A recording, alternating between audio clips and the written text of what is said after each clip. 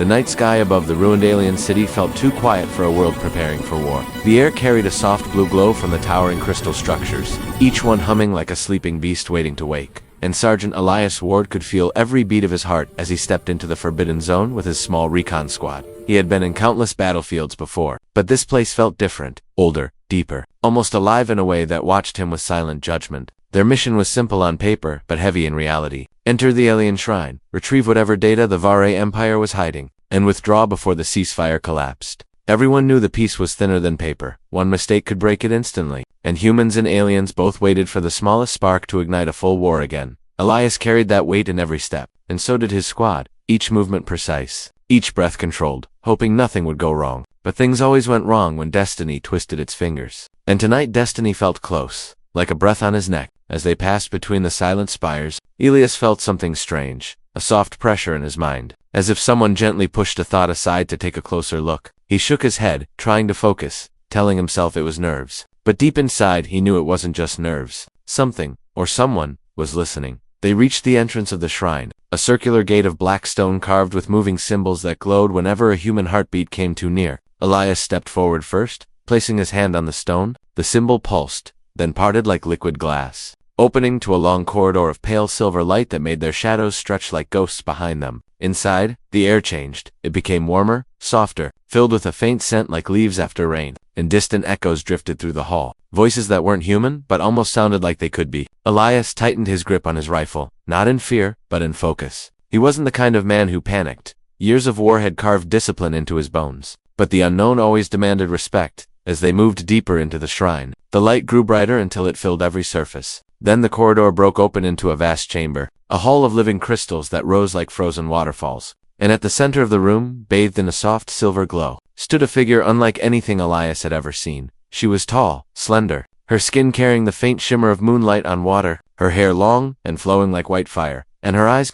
they glowed with a quiet silver light that felt ancient and calm and impossibly sharp. Princess Eliri Vare, heir to the Vare Empire, telepath by birth and destiny, the alien girl whose mind could hear truth like a song. Elias froze without meaning to, because the moment their eyes met, the pressure in his mind returned, stronger, clearer, and he realized she was reading every surface thought that rose inside him, like hands sifting through water. And he had no way to stop it. He tried to focus on the mission, on the data core behind her, on the danger, but a single unguarded thought slipped through. A human thought, a stupid thought, a flash of admiration. The quick punch of attraction he felt when he saw her standing in the glowing chamber like a dream carved from starlight. He didn't want it, didn't plan it, didn't expect it. But it was there, raw and honest. And she felt all of it in less than a heartbeat. Her eyes widened slightly, and Elias felt heat rise in his face. He dropped his gaze and took a step back, whispering an apology before he could stop himself. Sorry, that wasn't on purpose. His voice low, rough, carrying the weight of shame. He expected anger,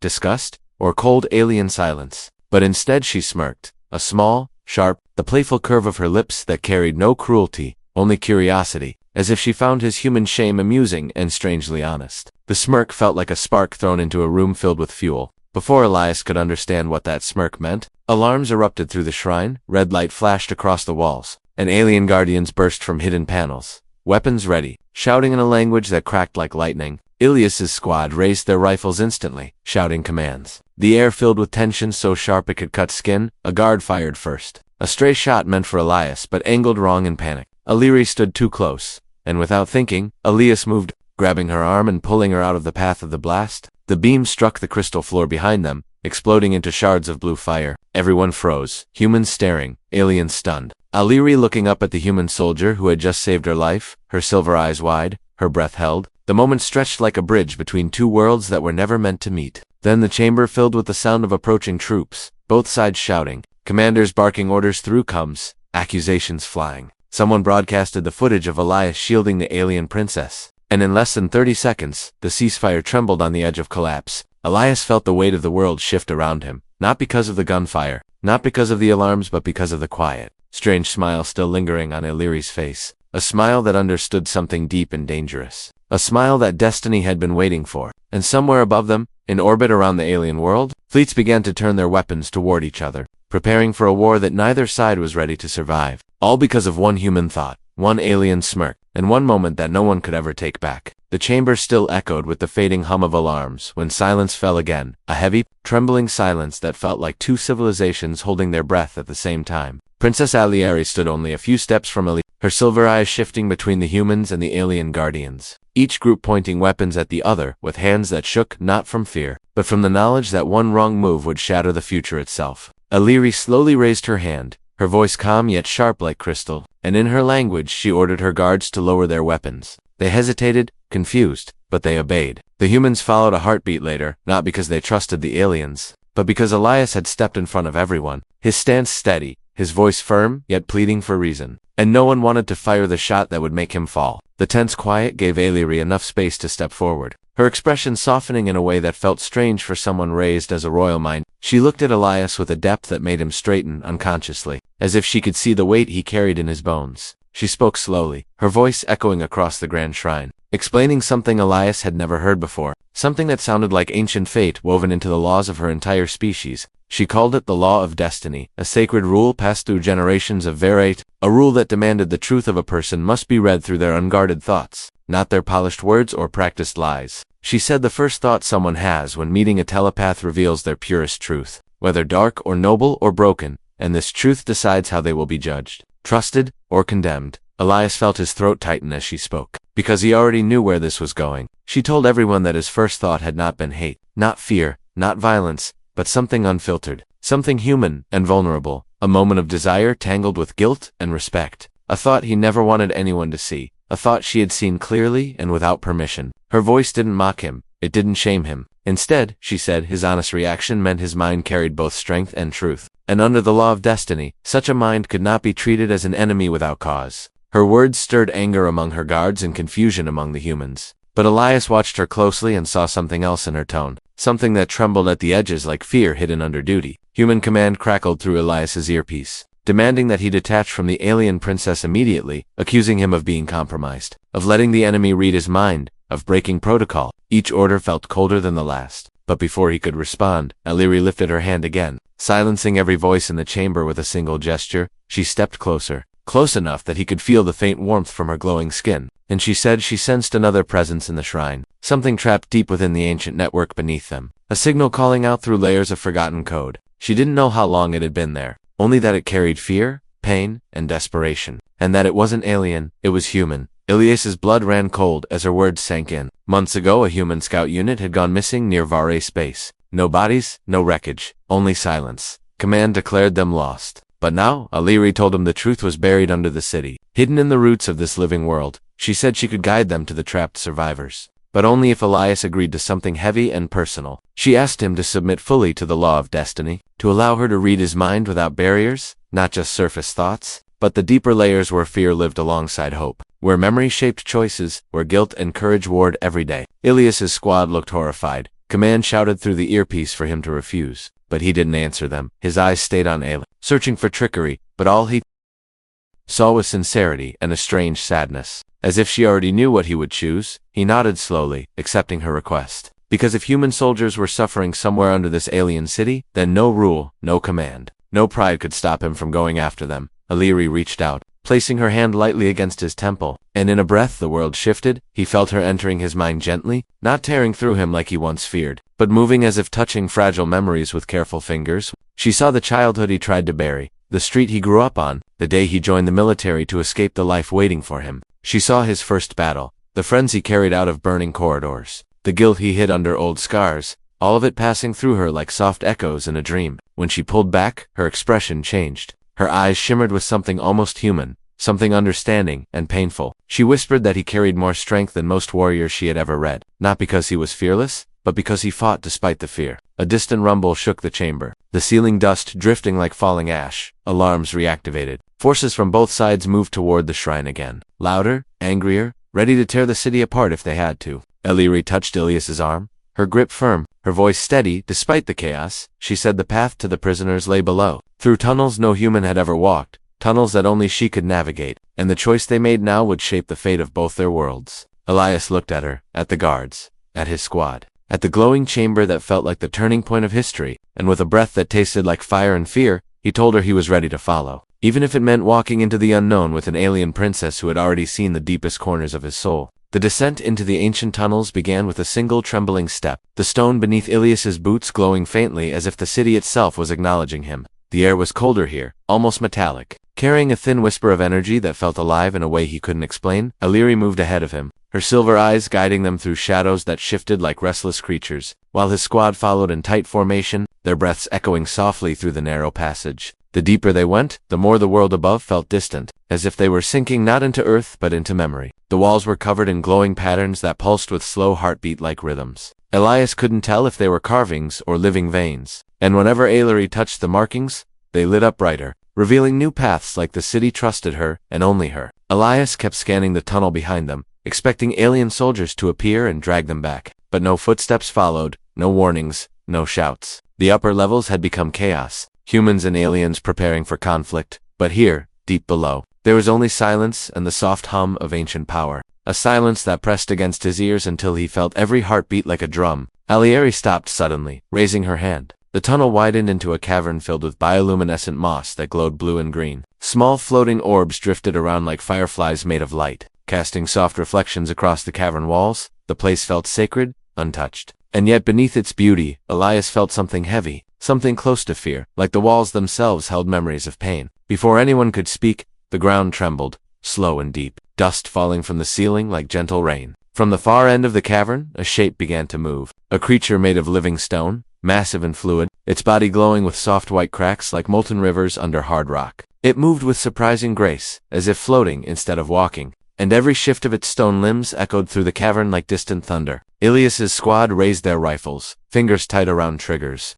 but Illyri stepped forward, calm and fearless, her voice a soft melody in her alien language. The creature slowed, turning its glowing eyes toward her. She placed her hand gently on its surface, and it stilled, the pulsing cracks dimming to a softer glow. The soldiers lowered their weapons slowly, mesmerized by a moment that felt like magic born from the earth. Illyri whispered that the guardians of the roots responded to emotion, not aggression. They sensed intent, not weapons, which meant they had accepted Ilias's presence even before he entered the cavern. Her eyes flicked toward him with a faint, knowing warmth that made his breath catch for a second. They continued deeper, the path narrowing again until they reached an archway shaped like curved bone. Beyond it, the air grew warmer, charged with energy, and distant echoes of soft whimpers drifted through the dark like ghosts calling for help. Elias felt his stomach twist in recognition. Those weren't alien sounds. They were human, raw, weak, desperate. He pushed forward, unable to slow his steps, his heart beating faster as the sounds grew clearer. His squad followed, their faces turning pale as they realized what awaited them. Inside the chamber beyond the archway were rows of crystal containment pods, each one glowing a faint red, each one holding a human soldier strapped in place, trembling as energy flowed through them like they were feeding something unseen.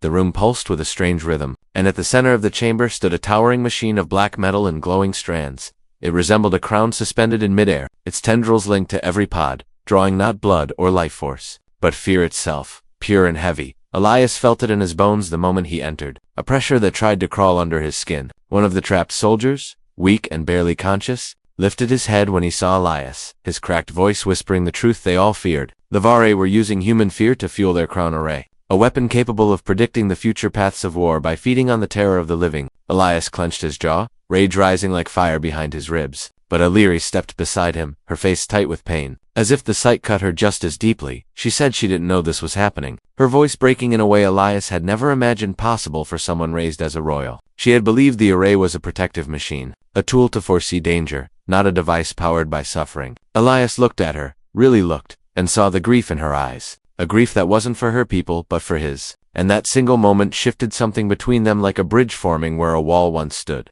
Zealot guards suddenly emerged from behind the machinery, shouting angrily as they saw Illyri with humans, accusing her of betraying the law, calling her unworthy of her lineage. One rushed forward with a blade of light aimed straight at her heart. Elias didn't hesitate. He grabbed her and spun, taking the hit across his shoulder, the burn searing through muscle like fire. His teeth clenched, but he stayed standing, protecting her with every inch of his body. Illyri's cry echoed through the chamber, raw and piercing. She placed her hand over his wound, her energy flaring like white flame, sealing the injury enough to stop the bleeding. Her eyes shone with fury and fear, and something softer she didn't dare name yet. She whispered angrily that he shouldn't have done that, and he replied with a breathless grin that he didn't know how to do anything else. Together, they faced the zealots, Elias raising his rifle, Illyri raising her glowing hands. their strengths merging in a way that felt natural, inevitable, almost fated. And as they prepared to fight their way to the heart of the array, Elias knew this mission was no longer about orders or duty. It was about saving lives, breaking lies, and following a destiny neither of them had expected. But both of them could feel pulling them forward like gravity. The chamber still echoed with the clash of the short battle. The zealots lying unconscious on the glowing floor while the trapped human soldiers watched with hollow eyes.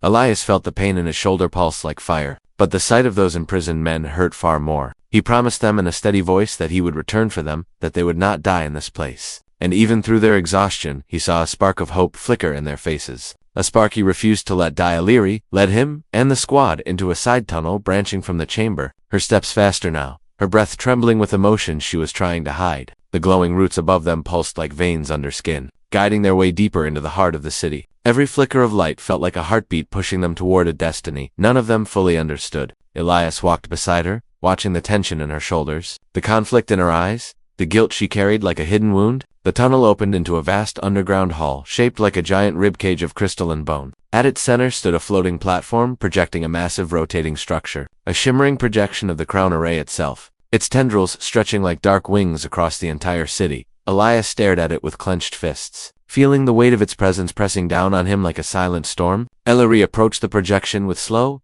heavy steps, her voice soft as she explained what they were seeing. The array predicted fate lines by sensing fear, pain, and desperate human emotions. The Vare believed the device was their shield against extinction, a weapon that told them which path of war would lead to survival. But now, she knew the truth. The array was alive, evolving, demanding more fear with every passing cycle, turning the suffering of humans into a way to glimpse the future. Elias listened, anger burning behind his ribs, but mixed with something else too, a quiet sadness for the girl standing before him, a princess raised on lies woven into her bloodline. Illyri touched the glowing model with her fingertips, and the image shifted, revealing the paths to the machine's core deep beneath the royal citadel, guarded by layers of living gates, all controlled by the judgment vaults. She turned to Elias, her eyes glowing softly, and told him breaking the array would mean facing the vaults. Ancient chambers designed to judge the soul of anyone who stepped inside. They did not test strength or skill. They tested truth. They tested memory. They tested the parts of a mind no one wanted to show. And if the vaults rejected someone, they would erase them completely, leaving only silence where a life once stood. Elias didn't flinch. He didn't need time to decide. His voice steady when he said that no machine had the right to feed on the fear of the innocent, no matter what future it claimed to protect. He said he'd walk into the vaults even if it meant never walking out again. Illyri's breath caught for a moment, and she looked away as if hiding something in her eyes, something heavy and fragile. They studied the stolen schematics projected before them, Elias and Illyri standing close, their shadows merging on the glowing floor. The path to the core was dangerous, filled with guardians, traps, and psychic barriers. But it was possible, if they moved together, if they trusted each other at every step. Elias felt the closeness between them like warmth against cold air, and for a heartbeat the mission fell away, replaced by a quiet moment where the world felt softer, safer, almost human again. In that silence, Illyri finally confessed something that made Elias pause. She told him that the smirk she gave when reading his mind was not cold amusement, not arrogance, but a shield, a way to mask her own first thought when she saw him, a thought she had been trained never to feel, never to show. She whispered that when he walked into the shrine, bruised by war yet still carrying honor in his eyes, her first instinct was to imagine a world where she wasn't a princess, where he wasn't a soldier, where their lives could meet without the weight of destiny pressing between them. Elias felt the words settle in him like a slow, warm wave, and for a moment he couldn't speak, couldn't breathe. The truth in her voice was too raw, too real, too fragile to break. He stepped closer, not touching her, just standing near enough that she could feel the warmth of his presence, the air between them humming with unspoken things. But before either could say another word, alarms thundered through the cavern, echoing like war drums. A holographic display flickered to life around them, showing the orbit above their heads, fleets of human warships and Vare dreadnoughts aligning in hostile formation, glowing weapons powering up, missiles primed, tension coiling like a storm ready to split the sky. One wrong command, one nervous finger, and the first blast would trigger a galactic fire they couldn't stop. Illyri's face tightened with fear, not for herself but for everyone above. She whispered that the longer the array lived, the more war would spiral, every prediction feeding new violence, every fear fueling new destruction. The only way to stop the cycle was to shut down the heart of the machine. Elias nodded, his resolve sharp as steel. The projection shifted again, revealing the entrance to the first judgment vault, a massive gate carved with shifting symbols, glowing softly like waiting eyes. Illyri said this was the only path left, the only chance they had to break the future before it broke them. Elias looked at her, at the shimmering gate, at the faint tremble in her hands, and he stepped forward with a steady voice, telling her that whatever they faced inside, they would face it together, because destiny might test them, but they were done being ruled by fate. They were ready to write their own, together. In defiance of every law that tried to separate their worlds, the entrance to the Judgment Vault rose before them like the mouth of a sleeping giant. The towering gate, covered in shifting symbols that rippled like water when touched by light. Elias stood still for a moment, feeling the cold air pull against his skin, the silence around them heavier than anything they had faced so far. Even the distant hum of the underground city seemed to quiet itself, as if waiting for him to decide whether he would step forward or turn back. Valerie stood beside him, her silver eyes glowing softly in the dark, the faint tremble in her breath betraying the weight of the choice she asked him to make. She whispered that once they entered, the vault would trap them inside until the trial was complete. No way out, no turning back, no chance to hide anything. The vault would see every memory, every wound, every shame, every act of mercy and cruelty, and it would judge without forgiveness. Elias felt the cold knot tighten in his chest, not from fear of death, but from fear of what the vault might show. Memories he buried, faces he lost, mistakes that haunted him, like ghosts waiting in the dark. He exhaled slowly, the breath leaving him like a piece of his soul, and then he stepped forward, placing his hand against the glowing gate. The symbols flared with blinding light, the world tilted, and in an instant he and Eliari were pulled into the vault, the air twisting around them like a vortex, until everything dissolved into silence again. When the light faded, Elias stood alone in a vast chamber that looked nothing like the tunnels outside. It was a place made of living mirrors, each surface reflecting not his face but fragments of his past. Blurry at first, then painfully sharp, he felt the presence of the vault settle around him. Not a voice, not a being, but a feeling. A deep, ancient intelligence watching him from every corner of the room. The mirrors opened like windows, and memories he never wanted to see again unfolded before him. He saw the battlefield where he lost his first squad, the fire swallowing the night, the screams echoing through smoke as he fought to pull them to safety, his own hands shaking as he realized he couldn't save them all. He saw the child he carried in his arms during a raid, a little girl with terrified eyes. The moment he disobeyed orders to protect her instead of chasing the enemy, the punishment he received afterward, the guilt that stayed with him, even though he knew he did the right thing. He felt the emotions hit him like a storm, raw and crushing, and for a moment he wanted to turn away, to shut the memories out, but the vault didn't allow him. It forced him to face each fragment with open eyes. Elias sank to his knees, his breath trembling, his heart cracking open as years of buried pain washed over him. He whispered apologies to the ghosts of the people he couldn't save. He whispered forgiveness to the version of himself that had been too young, too hopeful, too human, to survive untouched. And the vault listened without mercy, without warmth, simply watching, measuring the truth inside him. Then something shifted. A soft warmth brushed against his mind, like a gentle hand laying over a wound. Illyri was there, not physically but through the link the vault allowed between them. She could not interfere with the trial, but she could let him feel her presence, her quiet reassurance. A single memory she sent like a whisper, a memory of sunlight reflecting on calm water, a moment from her childhood when peace seemed possible, a moment she wanted him to hold on to as proof that not all memories were soaked in blood. Elias closed his eyes, holding on to that warmth as the vault showed him the final memory. The moment he stopped believing he deserved anything good, the moment he accepted guilt as armor, that the world needed him broken so he wouldn't hesitate in war. He felt the old version of himself tightening in fear, but then he heard Illyri's quiet breath echoing through the link, steady and soft, reminding him he wasn't alone anymore. He stood slowly, facing the memories with a steady heart. He told the vault the truth in a voice that didn't shake. He said he wasn't perfect. He said he had made mistakes. He had failed. He had fallen. He had risen again. He said he had loved, lost,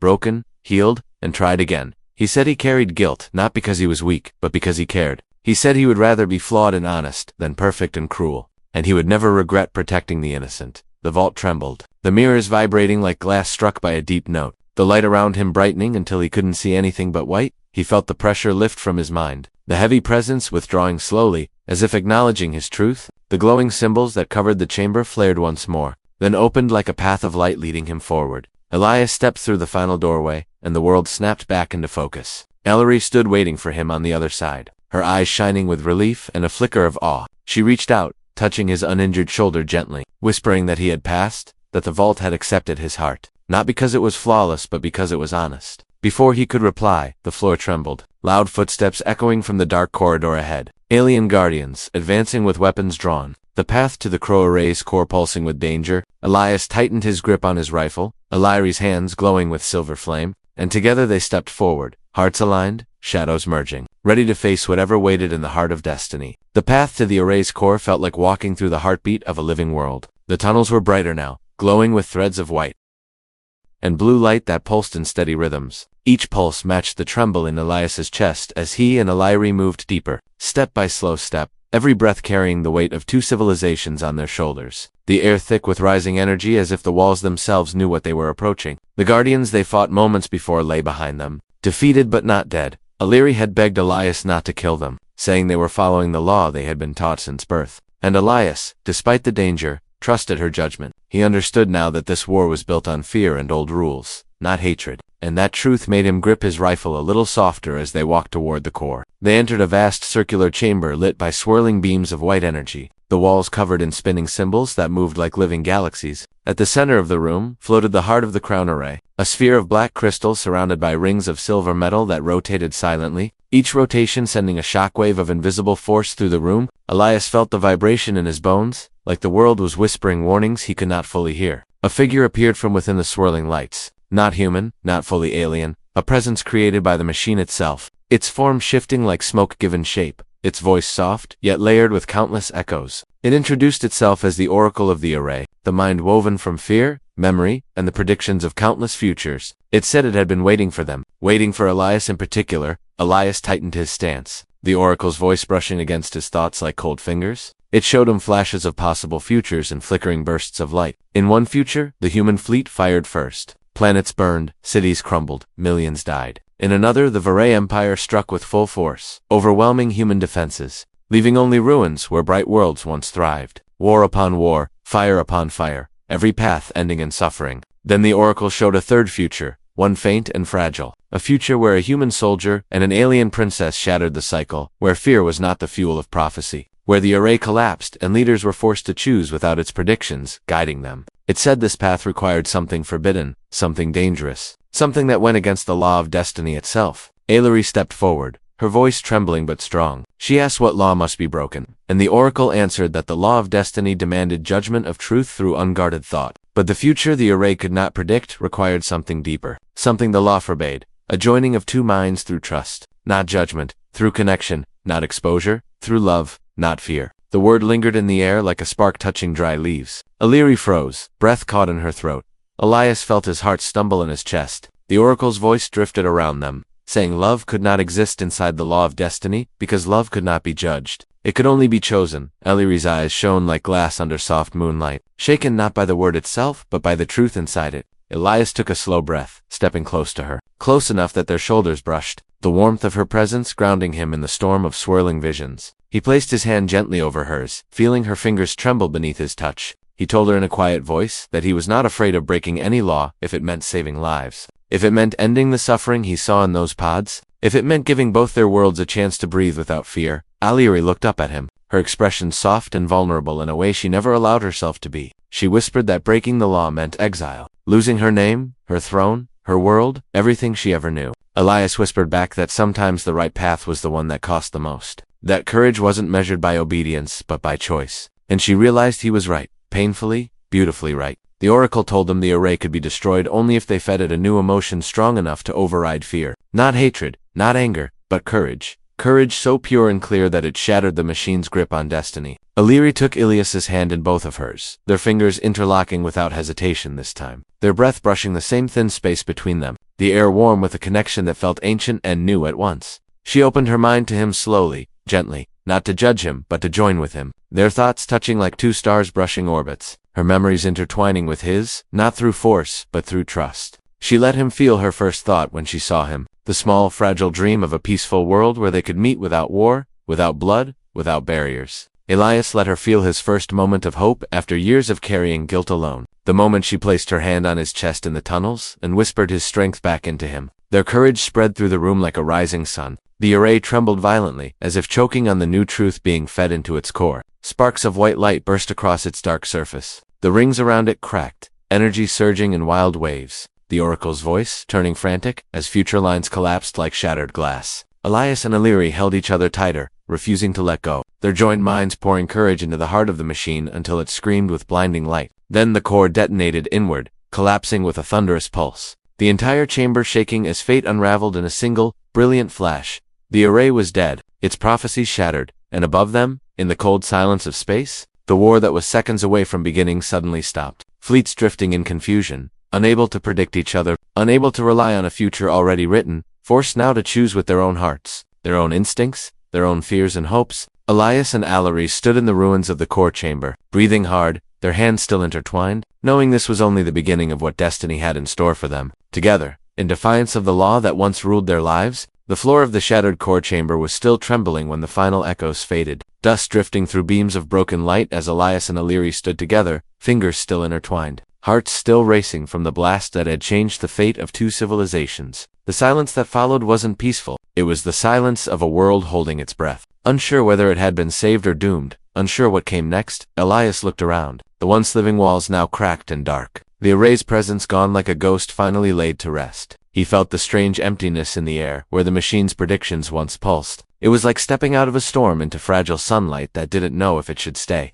He turned to Allery, her silver eyes reflecting both relief and sorrow, because destroying the array had freed them, but it had also broken the law she was born to obey. Before either could speak, the chamber shook again, footsteps echoing from the entrance tunnel, armored boots and crackling energy weapons drawing closer. Elias stepped slightly in front of Allery, not out of doubt, but instinct. But she gently tugged his hand and moved beside him instead, standing as equals, her expression calm but resolute, the sound of approaching soldiers growing clearer until a flood of armed alien guards poured into the chamber, their armor glowing like polished stone under the shaking lights. Behind them came human soldiers bursting from the opposite tunnel, rifles raised, eyes wide with confusion and fear as they saw the ruins of the array and the two figures standing at its heart. For a moment the chamber froze, humans and aliens forming a circle around Elias and Allery, weapons aimed, breath sharp and heavy, in the charged air. The smallest spark could ignite a final battle that no prophecy could stop now. But Allery stepped forward before anyone could fire, her voice rising above the tremble of the collapsing chamber. She declared that the law of destiny no longer ruled her people,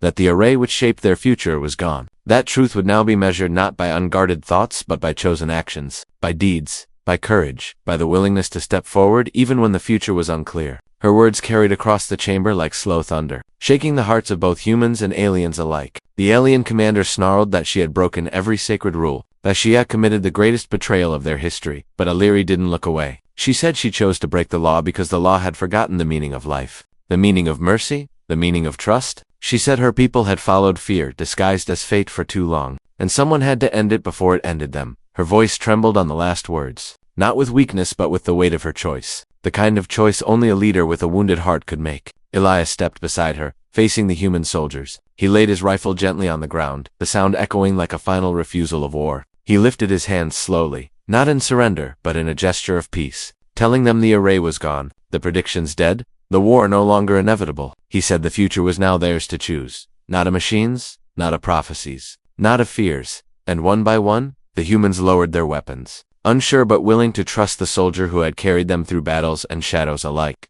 The aliens hesitated longer, torn between loyalty to their traditions and the undeniable truth of what stood before them. But then an elder captain stepped out from the ranks, lowering her spear and bowing her head to Ellie, acknowledging the princess who had chosen truth over law, life over prophecy, hope over fear. One by one, the alien guards followed, their weapons dimming, their armor relaxing as the tension cracked like old stone breaking under sunlight. The moment felt fragile, like a newborn star trembling on the edge of existence. But it held, it survived, it grew. Elias exhaled slowly, the breath shaking with everything he had carried, everything he had fought for, everything he had lost and found again. He turned to Ayla, who looked at the collapsing chamber with a mixture of sorrow and relief. She said the destruction of the array meant she could never return to the palace, never wear the crown, never follow the path chosen for her at birth. But the way she said it sounded more like freedom than loss. Elias stepped closer, his voice soft, telling her she didn't need a throne to shine. She didn't need a crown to lead. She had changed a future that billions feared. She had rewritten destiny with her own hands.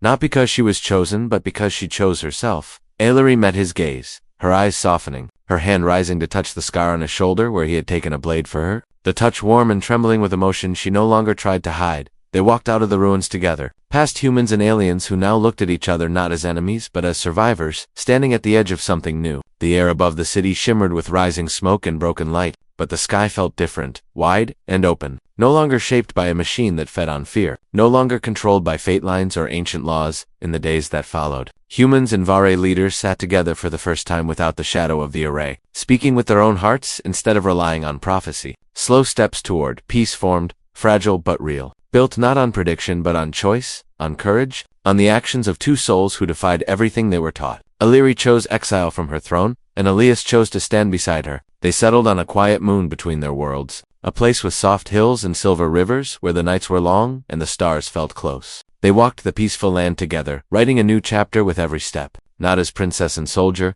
not as alien and human, but as to hearts who saw each other without fear, without law, without destiny, a future not predicted by any machine, but created by their own hands, their own love, their own courage, forever. In a universe finally free from the chains of fate,